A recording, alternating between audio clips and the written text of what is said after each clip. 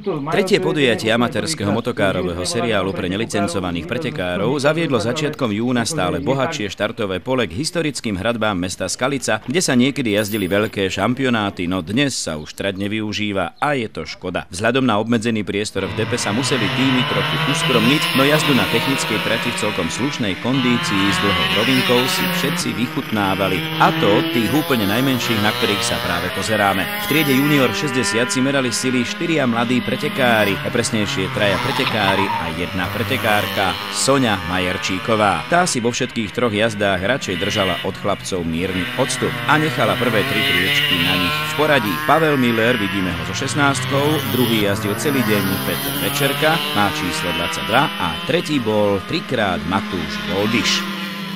Slnečné počasie prvej júnovej soboty, ktorá prišla po dlhých výdatných až ničivých dažďoch, potešilo azda každého. Dostávame sa k spoločnej triede Rotax Max 100 Honda, v ktorej sa zišlo 7 jazdcov, medzi nimi opäť malá Soňa Majerčíková. V tejto triede sme si vyskúšali na vlastnej koži celodenný program motokárových pretekov, a to v motokáre triedy Rotax Max, ale napriek sľubnej kvalifikácii to nakoniec nebol žiadny slávny výsledok a špička bola príliš ďaleko. Jednoznačne najrýchlejším jazdcom v tejto skupine rôznorodých strojov bol Willem Gabriel s 20-kou. Kvalifikoval sa na prvom mieste, vyhral prvú aj druhú jazdu, no pre problémy v tretej ho klasifikovali až na 4. mieste a po sčítaní 3 výsledkov skončil celkovo druhý, s čím isto nebol spokojný. Jeho prenasledovateľ Jakub Kruťa jazdil s 8-čkou, trpezlivo zapísal najskôr 2 miesta a po problémoch Gabriela mu nič nebránilo do tretice zvíťaziť a získať celkovo prvú priečku. Stabilne tretí a raz dokonca druhý Attila Knézel tak celkom zaslúžene získal miesto 3. Do seriálu pretekov na strojoch, ktoré už nemajú tú najnovšiu homologáciu, pribudlo 7 jazdcov triedy ČZ 125. Motory pochádzajú zo starších českých motocyklov. Keď však fungovali naplno, výkony techniky i jazdcov boli obdivuhodné. Jednoznačne najlepším bol trojitý víťaz Ondřej Januška s číslom 26. Skončil pred Miroslavom Dmitriakom a Zbyňkom Sedlářom.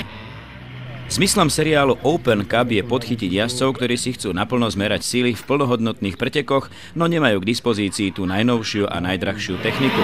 Pravdu povediac, ďalším zmyslom je dať priestor aj starším modelom pretekárov. Tí, ktorých rok výroby je starší ako 40 rokov, sa stretávajú v triede FC Senior 125. Štartové číslo 13 v tejto triede prinieslo najviac šťastia Martinovi Frenkovi. Okrem šťastia to však bola aj jeho neprekonateľná rýchlosť, za ktorú získal prvé miesto. Pripraviť oňho celý čas chcel Miroslav Augustín. Skončil druhý a ak by sa medzi nimi malo niečo stať, Marian Košťal by to z tretej priečky celkom rád využil. V najobsadenejšej kategórii ICC Junior 125, ktorá je výkladnou skriňou motokárovej techniky, sa odohrávali napínavé súboje. Väčšina jazdcov išla na tejto trati poprvýkrát, čo sa prejavilo na celkových časoch v prvých sobotnejších tréningoch. Pred pretekmi sa spustila medzi jazdcami tradičná polemika na tému obutie, nakoľko v kategórii ICC Junior 125 a FC Senior 125 sa od podujatia v Skalici definitívne išli predpísané pneumatiky s 3. najvyššou tvrdosťou. Nakoniec sa však obavy nepotvrdili. Horúce slnko prehrialo asfalt a dalo sa jazdiť bezpečne aj na nenagumovanej trati. Napriek extrémnemu namáhaniu techniky odstúpilo len minimum jazdcov. Takto skončil Pavel Bártla.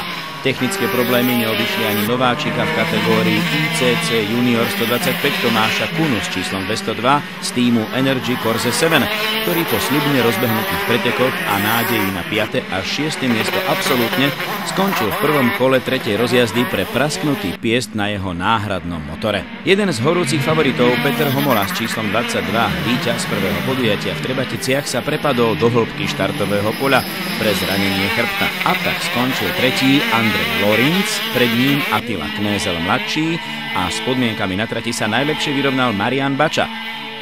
Dneskajší závod hodnotím veľmi dobre.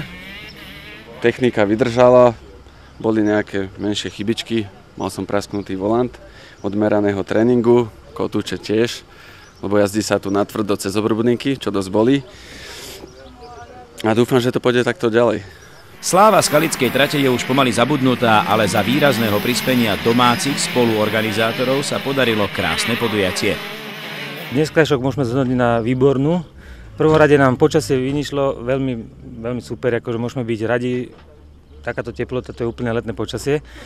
Štartové pole sa nám zase o niečo zväčšilo, bola veľmi dobrá účasť. Myslím si, že tieto preteky môžeme úplne super kladne hodnotiť. Prirastla nám ďalšia trieda, 625, kde sa zúčastnilo dneskajších pretekov 7 jazdcov, ktorí skončili všetci skoro v podstate, takže to je úspech na túto triedu.